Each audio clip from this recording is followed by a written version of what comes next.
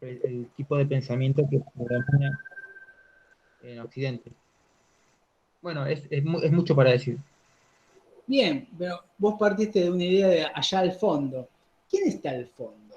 Digamos, porque Claro, ¿cómo es el mundo que habitamos?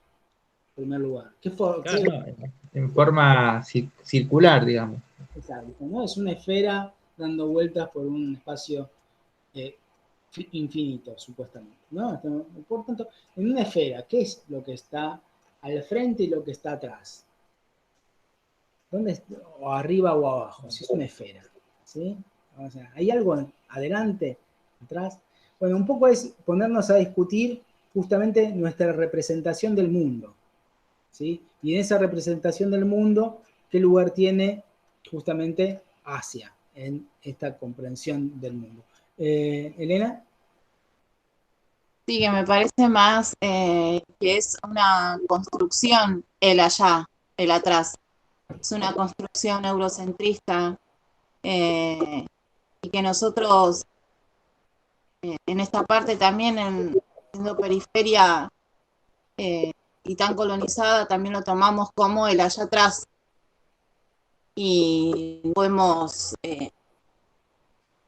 tener un pensamiento crítico y decir lo que recién acabas de decir, que como en una esfera va a haber algo atrás, adelante, arriba, abajo.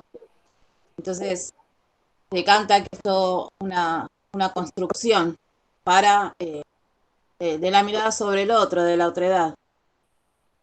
Yo definiría Asia como un espacio eh, geográfico, con su cultura, con su, con su economía, con su política, y que en toda esa gran dimensión, digamos, es parte del mundo. Bien, bien, bien. Por ahí la compañera le pegó a varios elementos centrales, ¿no? La idea de que es una construcción, ¿no? ¿Qué compone esa construcción? ¿Qué elementos componen esa construcción? Lo geográfico entra sin duda, pero también lo político. Ahí Lorena creo que levantó la mano, no la veo. ¿Hay alguien que levantó la mano? ¿No? Yo voy a... Hola. Sí. Hola, profesor.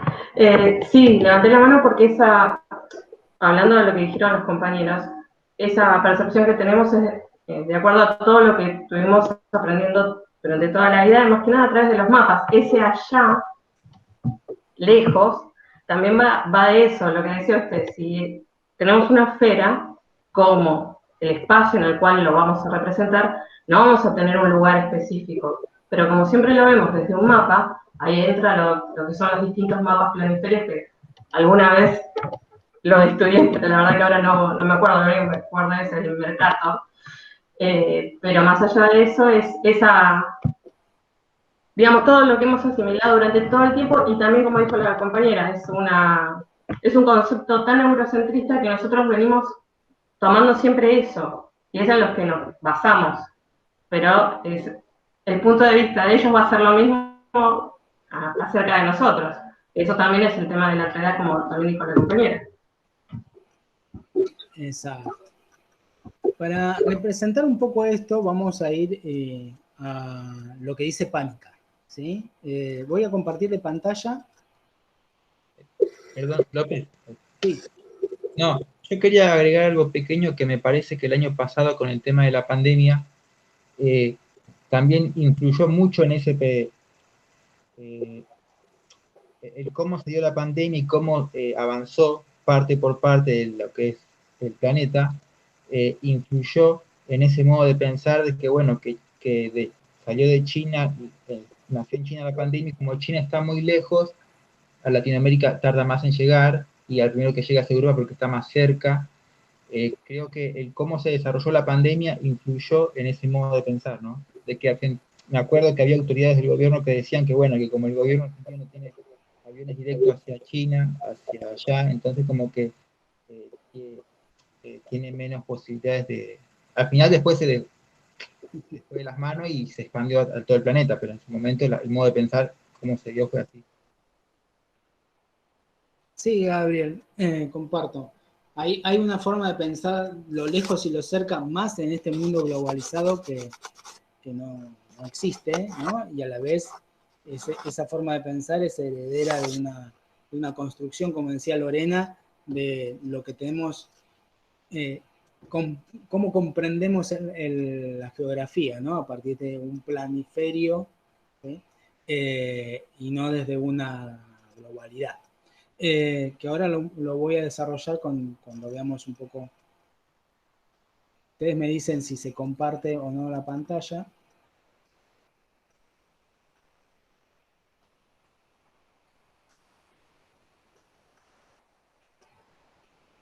A ver, ¿están viendo? Sí, sí, se ve. Perfecto. Bueno, un poco lo que vamos a ver es esta primer parte más epistemológica de los textos que tienen para esa clase, que lo van a ver ya en la clase grabada, junto con Wolf, Hernet y Mark. Van a tener este texto de Panikkar, que es otro autor que vamos a seguir viendo en otro texto cuando veamos orientalismo. En este texto justamente nos habla de esta geografía imaginada, que es un término usado y creado por Edward Said. Geografía imaginada es una de las ideas sobre el mito orientalista, sobre el mito sobre el cual se construye Oriente, ¿sí? Y uno de los primeros mitos es la construcción de diferencias geográficas, ¿sí? Este proceso tiene que ver con la construcción de una Europa distinta y separada de un mundo asiático, ¿no? Europa y Asia son dos términos separados, dos realidades geográficas, ¿sí? Distintas, que puedan, cuando hablamos de geografía, ya se nos viene encima grandes cadenas montañosas, mares, océanos, que dividen, separan y hacen, aíslan, por tanto, sociedades, culturas, etcétera, cuando en realidad, como van a ver con otros textos de la materia, son construcciones históricas, como también dijo una compañera. Esta construcción histórica, ¿sí?, no es producto de la construcción de los griegos, ¿sí? Herodoto planteaba que había tres partes en el mundo, este es el mapa de Herodoto, que había una parte que era Europa, pero llevaba a los límites de Europa en la actual Georgia, ¿no? Georgia, Rusia, parte del continente europeo, ¿sí? O sea, lo que queda dentro y lo que queda fuera de lo que es Europa, esto fue variando a lo largo del tiempo y nosotros le decimos la vacuna rusa, no le decimos la vacuna europea, aunque parte de Rusia está dentro de Europa y gran parte del continente europeo es Rusia, ¿sí? O inclusive lo que era la antigua Unión Soviética. Pero bueno, hay cosas que quedan dentro y cosas que no quedan dentro de Europa. Una de las cosas que siempre quedó a caballo entre los continentes, y nosotros vamos a hacer referencia varias veces porque tiene un lugar central en la historia del mundo árabe, es Egipto. Egipto para los griegos era infinitamente importante, ¿no? Y estaba justamente a caballo entre Asia y África, pero también era una comprensión cercana para los griegos. Un mundo dividido, sí, pero a la vez que Herodoto lo planteaba como una sola tierra continua, como una unidad geográfica, que era esta idea del Mare Nostrum, ¿no?, que va a seguir hasta el Renacimiento. Pero ya con el cristianismo va a haber una comprensión dividida de Europa y hacia África como entidades separadas, ¿no?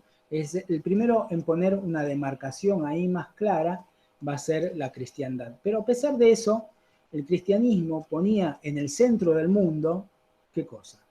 A un lugar muy especial de Asia, que es justamente nuestro cercano oriente, así llamado, ¿no? Justamente Europa es el centro, lo cercano es lo que está cerca de Europa, ¿no? que es el lejano oriente, ¿no? Ya eso nos habla un eurocentrismo, pero inclusive el mundo cristiano pensaba que el centro era Jerusalén, no era Europa, ¿sí? De ahí viene un poco esta comprensión de un mundo dividido en tres, con Jerusalén en el medio, que está relacionado a la vez con esta división. No es solo geográfica, fíjense ustedes, está bien bíblica, poblacional, es de los descendientes de Noé, ¿no? Sem, Jafet, Sham, son los descendientes que crearon los pueblos, ¿no? Esta idea de que cada descendiente de Noé corresponde a un pueblo en el mundo, a una nación y a una lengua, ¿no? De ahí viene la idea de semita, ¿no?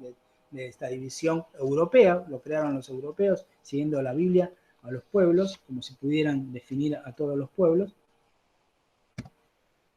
Y ya llegamos al Renacimiento. El Renacimiento va a cambiar y va a ajustar esta comprensión del mundo dividido, ya no en forma religiosa, sino algo central, como decía la compañera antes, en forma cultural, ¿sí?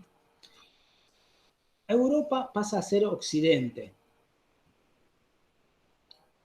Europa deja de remitir tan solo un espacio geográfico a partir del Renacimiento para convertirse en un emblema cultural, en una identidad, ¿sí? En algo separado al resto del mundo. Y empieza con las primeras cartografías esta idea del mundo dividido en colores, ¿no? Que luego se va a trasladar a, por ejemplo, los anillos de las Olimpiadas. ¿Qué representan los anillos de las Olimpiadas? ¿No? La idea de que representan continentes, y a cada continente a la vez le corresponde un color, muy cercano a la idea, ¿sí?, de un mundo dividido por razas. Aunque no es esa la idea de los creadores del Comité Olímpico. Justamente la idea del Comité Olímpico eran los colores de los anillos para unir en común a todos los colores de las banderas de los países que participaron en la primera Olimpiada contemporánea.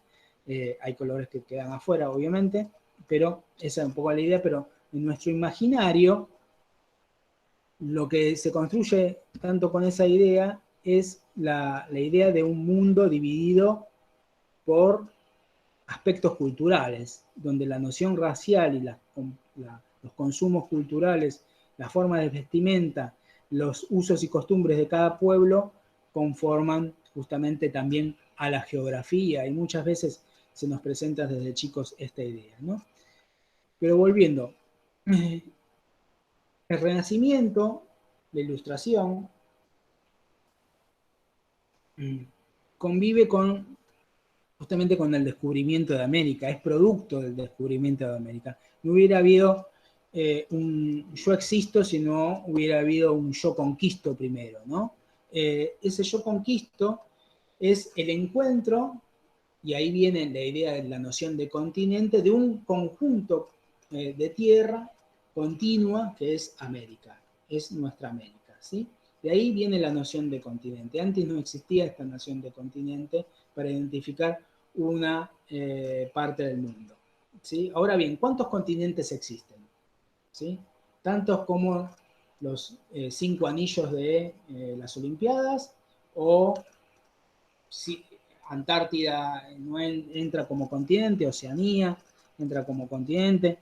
¿Se puede dividir de Europa, de Asia como continente? ¿África se puede dividir de Europa y Asia?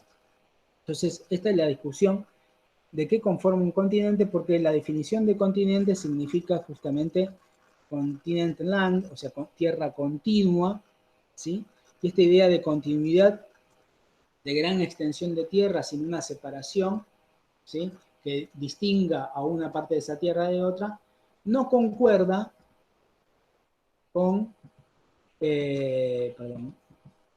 no concuerda con la geografía justamente de lo que nosotros vamos a llamar Eurasia, ¿sí?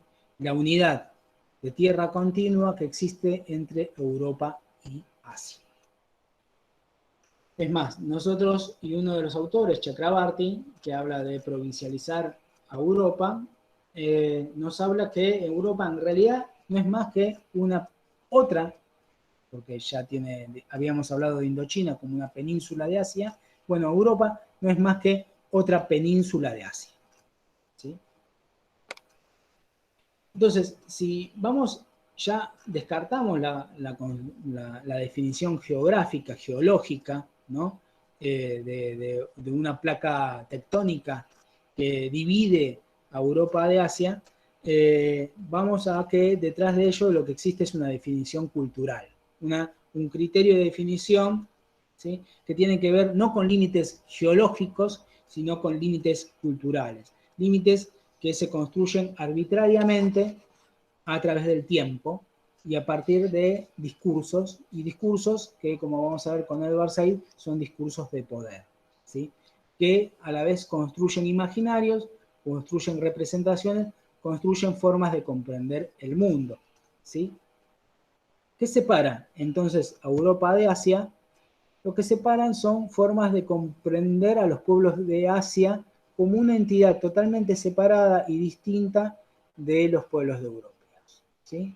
Nunca ningún país europeo sería la tierra de Satán, ¿no? Como fue definida Irak y Irán, ¿no? O un pueblo de terroristas o comprendidos todos idílicamente, a veces cuando se ve la India, ¿no?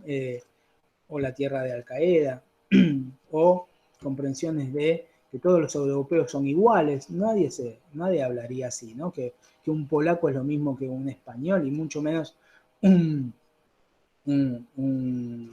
alguien del norte, inclusive de Italia, va a pensar y va a decir que es lo mismo que un napolitano, ¿no? O un siciliano, totalmente diferentes son entre sí y se van a comprender entre sí, ¿no? Lo que tenemos, y es algo que a la vez se construyó en Europa, pero que no es solo de los europeos, sino es una forma de comprender el mundo, ¿sí?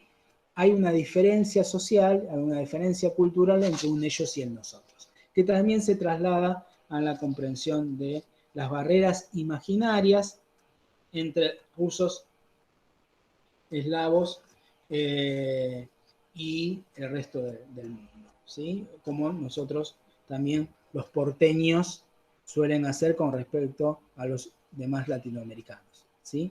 E inclusive a los propios compatriotas.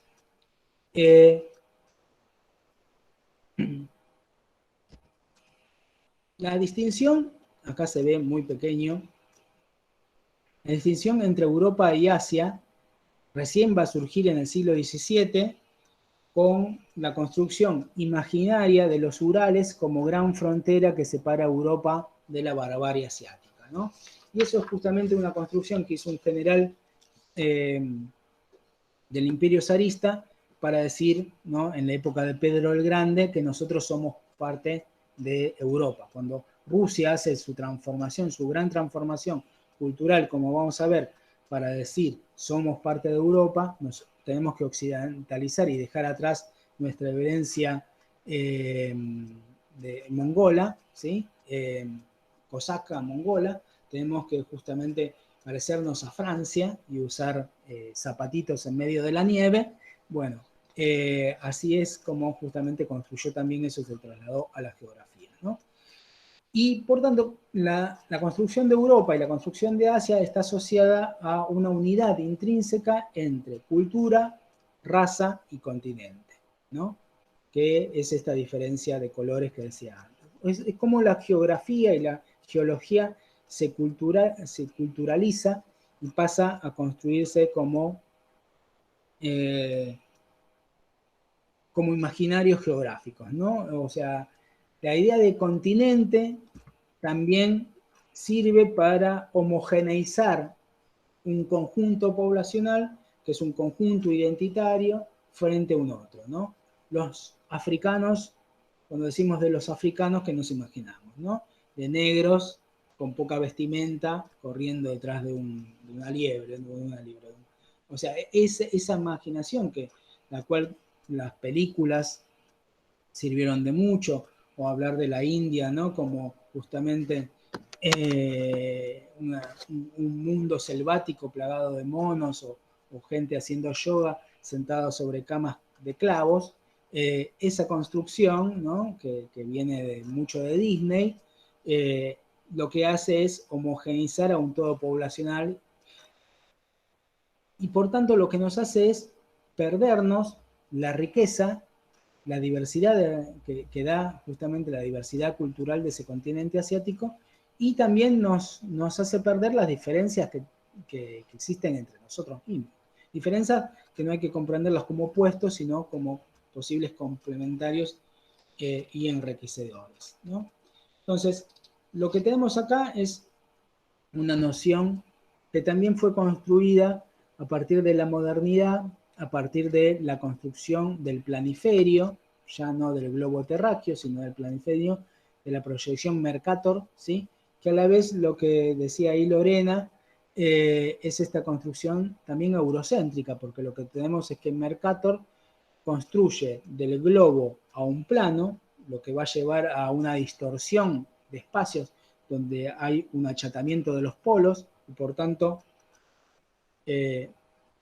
Europa queda, lo que está en el centro queda mucho más grande de lo que está más cercano a los polos, cuando en dimensión es mucho más chico, ¿sí? Y a la vez como es una esfera, no hay un centro, ¿sí? Ni hay una periferia, lo que se ponga en un plano en el centro, ¿sí? No se corresponde por la realidad, sino más que una construcción de poder diciendo nosotros somos el centro del mundo y eso es lo que hace Europa, inclusive con el meridiano de Greenwich pasando por el centro de Londres, ¿no? Que era justamente la capital del mundo en ese momento, diciendo nosotros somos el eje cero del mundo. Pero más contemporáneamente otros hacen lo mismo, ¿no? Seguimos viendo que en los mapas existe una disputa por la construcción de quién es el centro del mundo. Acá tenemos una representación de ello y vamos a ver que no es solo un discurso de poder, sino también la geografía es un lugar de disputa de ese poder. ¿Por qué? Por ejemplo, acá tenemos la visión rusa, ¿no? Que es contrapuesta a la visión más terrible de los yanquis, que directamente parten el continente asiático en dos. Bueno, los rusos lo ponen más entero el continente asiático, pero parten América, porque ellos se ponen en el centro en este caso. Los chinos no se quedan atrás, digamos. También esta es otra cuestión, ¿no? Porque en todos los planiferios que conocemos, el Pacífico queda partido en el medio, acá en contrario. ¿Qué pasa con los australianos que siempre quedan abajo? Bueno, ¿por qué hay que ponernos abajo, no? Dicen los australianos, nosotros nos ponemos arriba y hacen esta construcción. Patas para arriba, diríamos nosotros, pero está mal. Cualquiera entra a una clase de geografía de un primaria y ve este mapa y dice, está mal. Bueno, no está para nada mal, es la visión de los australianos, ¿sí? Como es la visión de los chilenos también, ¿sí? O la visión de Argentina. Acá se ve poco, es un planiferio del 2014, creo, donde Argentina se ponía en el centro, imponiendo justamente el valor territorial de la Antártida, muy discutible porque la Antártida sí es soberanía compartida a la vez. Y acá tenemos la distorsión justamente de los mapa Mercator. Así es como se vería sin esa distorsión. Ustedes van a ver que justamente África es mucho más grande de lo que comúnmente la tenemos en el imaginario. Y China es, y eso permite comprender también el nivel poblacional, y eso lo vamos a detallar un poco más cuando veamos China, cómo es la geografía china para comprender la dimensión de población y la riqueza que tiene ese territorio a lo largo de la historia.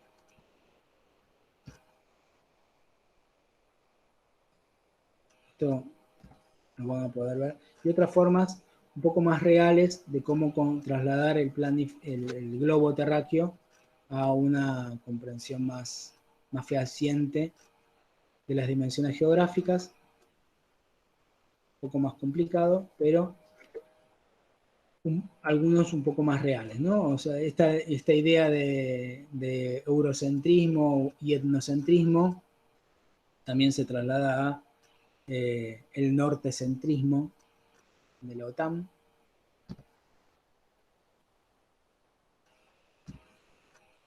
Cuando en realidad el mundo no es más que esto, ¿no? Hay otras formas de ver el mundo, que un poco esto vamos a dar cuenta cuando les hable de desigualdad a partir de la pandemia, que justamente de quién tiene el poder de construir el relato geográfico y por tanto el relato cultural identitario, es aquel que tiene el poder de decir, y el poder es un ejercicio y se ejerce muchas veces justamente desde la riqueza.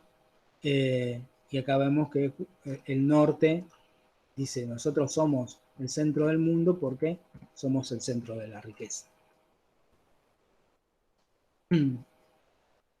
Muchas veces esa forma de representar la riqueza también se puede comprender por la cantidad de gente que vive en las cárceles, ¿no? Porque ahí donde más ricos existen, también más presos existen. Más desigual. Y otra forma es comprender a través de la población. Una cuestión que vamos a desarrollar mucho en la materia cuando vemos China y el subcontinente indio también es el nivel de la población. ¿Y por qué tiene tanta población India y China? ¿Sí? ¿Por qué? ¿Sí?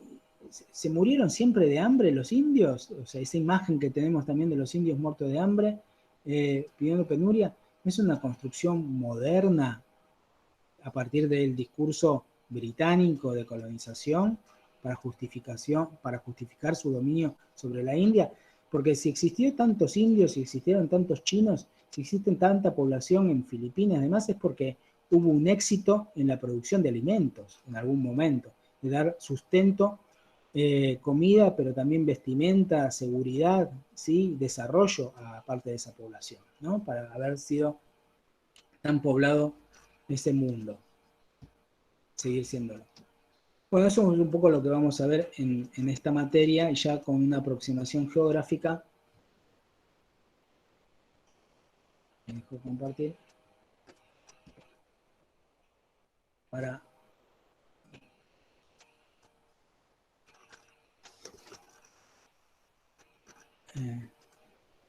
luego pasar a otras cuestiones que hacen más al desarrollo propiamente de este mundo asiático. ¿Dudas? ¿Planteos? Profe, Sí. yo justo estoy leyendo un libro de Ariel Arlich que se llama La comunidad imaginada por la comunidad organizada, que hace un análisis del primer peronismo a partir de la producción cartográfica.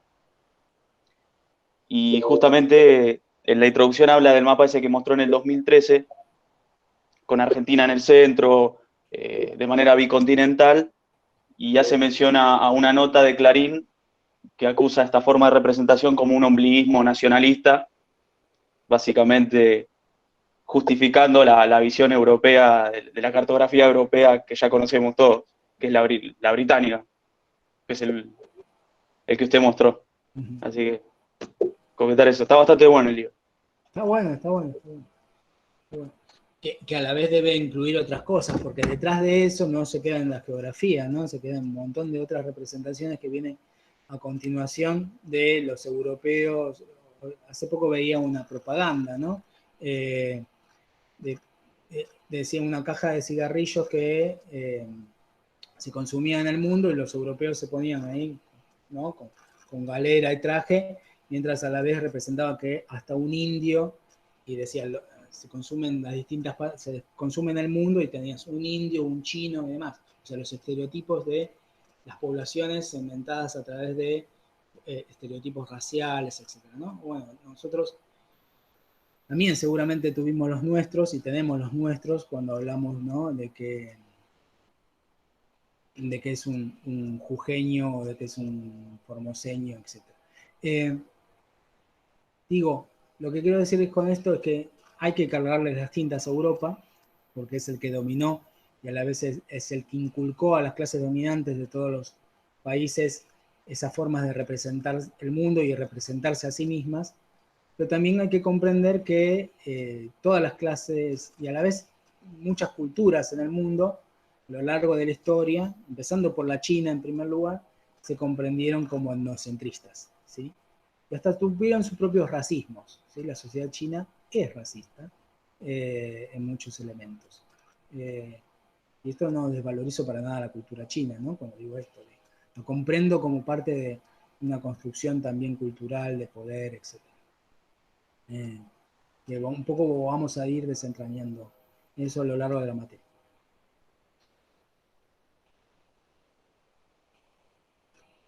Agus, ¿tenías ganas de decir algo?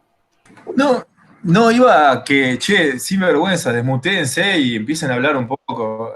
Hubo recién, no sé, 20, 30 mapas distintos, algunos más picantes, algunos más entretenidos. Seguramente algún compañero o compañera tiene algo para decir, che, mirá, ¿qué onda este mapa? ¿Qué pasó? ¿Por qué es así? ¿Por qué es asado? Dar una vuelta de tuerca. ¿No? Con confianza, desmutéense ahí, aporten. El gato de Analía, ¿qué dice? Me va a pasar a mí en cualquier momento. Van a venir